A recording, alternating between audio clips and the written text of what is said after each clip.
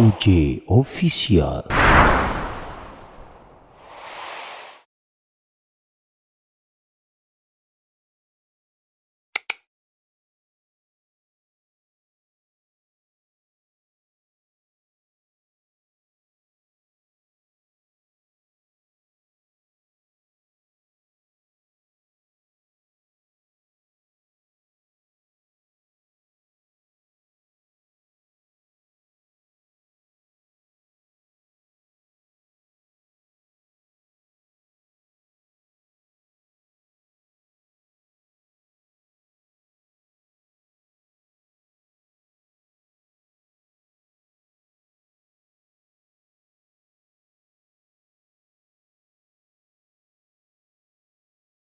Assalamualaikum warahmatullahi wabarakatuh.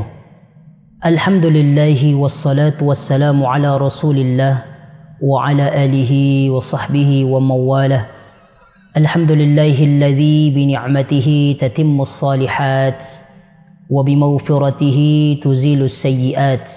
Ashhadu an la ilaha illallah wahdahu la sharika lah wa ashhadu anna Muhammadan abduhu wa rasuluhu la nabiyya ba'dah. Ikhwani wa akhawati fillah, bersyukur kita kepada Allah subhanahu wa ta'ala akan nikmat dan karunia yang masih diberikan oleh Allah subhanahu wa ta'ala kepada kita. Bersalawat kita kepada Nabi kita Muhammad sallallahu alaihi wasallam, Rasul panutan kita sampai yaumil akhir nanti. Allahumma salli wa sallim wa barik alaih. Ikhwani wa akhawati fillah, dalam sebuah hadis Rasul sallallahu alaihi wasallam bersabda, qala Rasul sallallahu alaihi wasallam, fitnatur rajuli fi ahlihi wa malihi wa waladihi wa jarihi yukaffiruha as-salatu was-sawmu was-sadaqatu wal-amru wan-nahyu. Kata Rasul sallallahu alaihi wasallam, dalam hadis ini Nabi sallallahu alaihi wasallam mengingatkan kita bahwasanya seseorang itu semakin bertambah usianya, maka dia akan diuji. Fitnatur rajul. Fitnah ini, kata Imam Nawawi dalam kitabnya Mukhtasar lil Bukhari, aslul fitnah al-ibtila wal-imtihan. Fitnah di sini maksudnya al-ibtila wal-imtihan, ujian. Maka ini yang dimaksud Rasulullah SAW, manusia seorang mukmin akan diuji. Apa yang diuji? Pertama, fi ahlihi, dia akan diuji dalam keluarganya. Yang kedua, fi malihi, hartanya, wa waladihi, anak-anaknya, wa jarihi, dan tetangga-tetangganya. Lalu apa, di mana letak ujian-ujian yang ada di dalam itu? Kata Imam Nawawi, ujian di dalamnya adalah ujian al-mahabbah, kecintaan kepada hal-hal ini.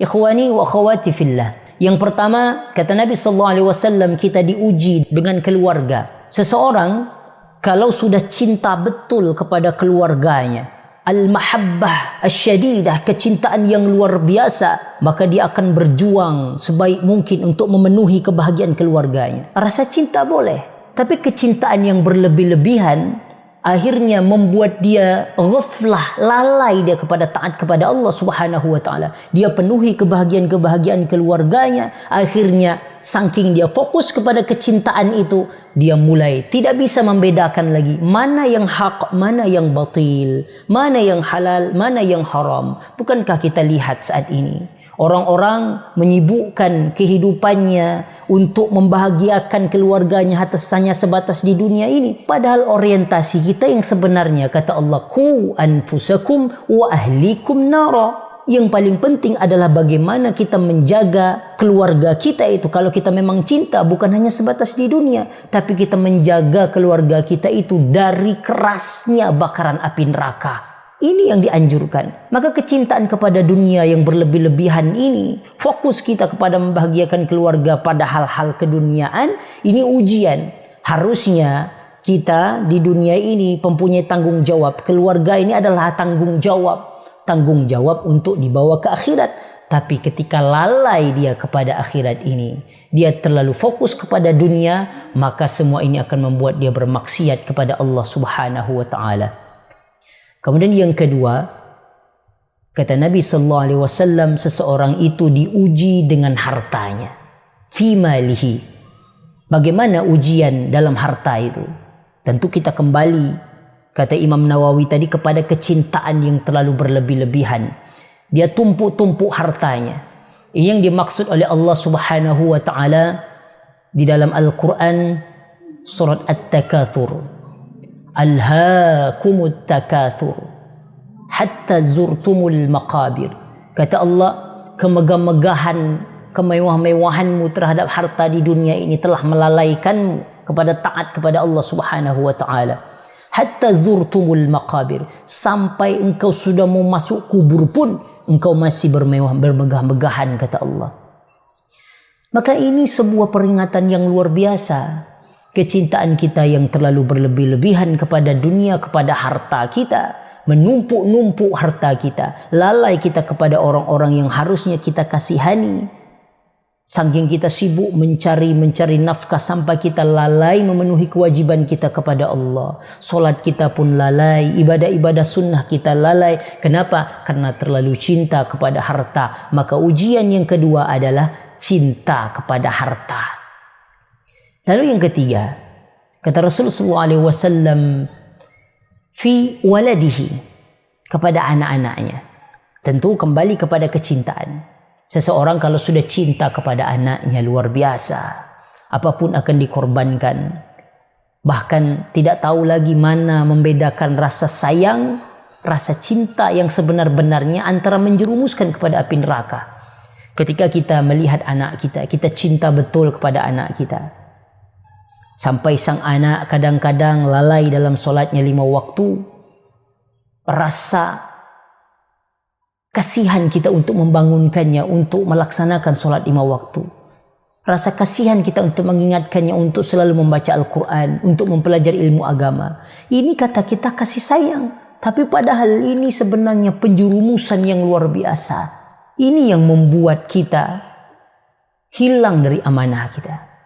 Tidak lulus kita kepada ujian-ujian yang diberikan Allah. Anak merupakan ujian, amanah yang harus kita penuhi. Kita bawa dia ke jalan Allah. Tapi tatkala kita terlalu cinta, kita lupa dengan amanah dan tanggung jawab kita tadi, maka bukan malah kebaikan yang diberikan oleh Allah Subhanahu wa taala, maka azab yang akan didapat dari Allah Subhanahu wa taala.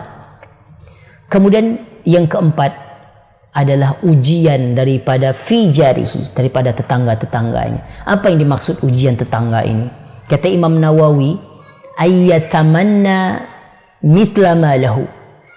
Ujian dari tetangga ini seakan-akan dia berangan-angan supaya bisa memiliki apa-apa yang dimiliki oleh tetangganya. Ini ujian. Melihat kehidupan tetangganya lebih jaya, seakan-akan dia ingin akhirnya hidupnya dipenuhi dengan hayalan dan hayalan. Maka kalau sudah muncul hayalan-hayalan, muncul rasa hasad dan dengki, mulai menggibah dia. Seakan-akan mencari-cari dari mana harta itu didapat. Muncul benih-benih kemaksiatan di dalamnya. Padahal ghibah ini dosa yang sangat besar. Kata Rasul sallallahu alaihi wasallam kepada para sahabat, al-ghibatu asyaddu minaz zina. Ghibah itu lebih parah daripada zina. Waqila kaifa, kata sahabat, kok bisa ya Rasul sallallahu alaihi wasallam? Kata Rasul sallallahu alaihi wasallam, ar-rajulu yazni thumma yatubu fayatubu Allahu alaihi. Seorang yang berzina kemudian dia bertaubat kepada Allah, ada kemungkinan Allah terima taubatnya, diampuni oleh Allah. Wa annal ghibah, sedangkan ghibah, kata Rasul sallallahu alaihi wasallam, la yaghfiru lahu hatta yaghfiru lahu sahibuhu. Tidak diampuni oleh Allah Subhanahu wa taala dosanya sampai yang dia ghibah tadi, yang dia bicarakan keburukan tadi, memaafkan dirinya, barulah Allah mengampunkan. Luar biasa. Maka kecintaan-kecintaan kepada dunia sebenarnya asal semuanya ini, ujian-ujian dalam kehidupan ini membuat kita lalai kepada Allah Subhanahu wa taala. Maka solusi dari Rasulullah SAW, yukaffiruha bis-salah was-sawmu was-sadaqatu wal-amru wan-nahyu. Kata Nabi SAW, maka itu semua bisa ditutup dengan apa? Ujian-ujian ini kita bisa lolos bis-shalah, dengan salat, bis-shaum, dengan puasa, banyak-banyak berpuasa, kemudian bis-shadaqah, banyak-banyak bersedekah, wal amru wan nahyu, banyak mengajak dalam kebaikan, banyak mencegah daripada kemungkaran. Bahkan Imam Nawawi merincikan solusi itu per ujian. Misalnya ketika diuji dengan keluarga, maka solusinya adalah dengan memperbanyak solat.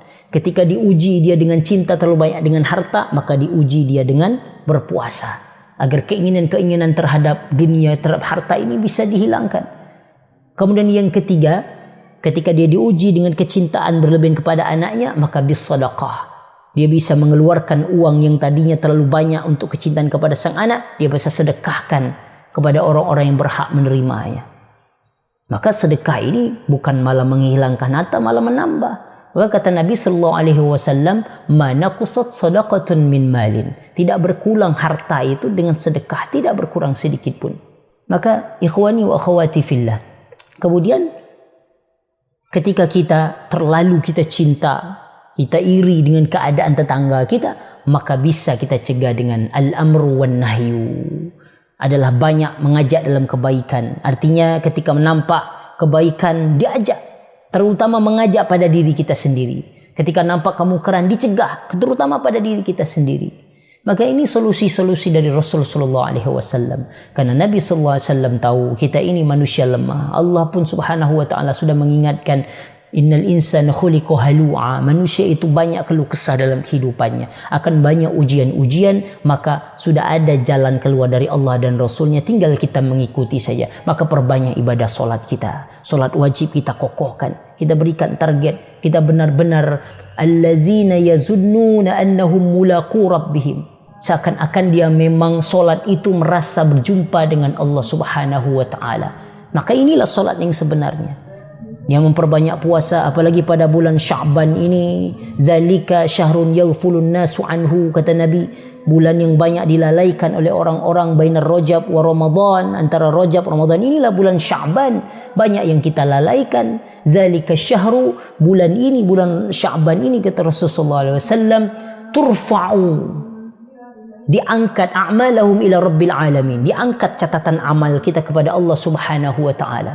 Maka perbanyak berpuasa untuk menghilangkan kecintaan kita kepada dunia. Perbanyak pun bersedekah, perbanyak kita mengajak dalam kebaikan, mencegah dalam keburukan. Biarkan orang-orang yang tidak mau mendengarkan nasihat kita, yang jelas tugas kita sebagai mukmin, ta'muruna bil ma'ruf wa tanhauna 'anil munkar, mengajak dalam kebaikan, mencegah dalam keburukan. Maka insya-Allah kita akan lulus dalam ujian ini. Kita akan kembali kepada Allah Subhanahu wa taala dalam keadaan husnul khatimah. Ikhwani wa akhwati fillah, maka mudah-mudahan kita dicerahkan hati kita, kita mendapat syafaat nanti dari Rasul Muhammad sallallahu alaihi wasallam. Akhirul kalam, al-'afwu min jami'il akhta'at. Assalamualaikum warahmatullahi wabarakatuh.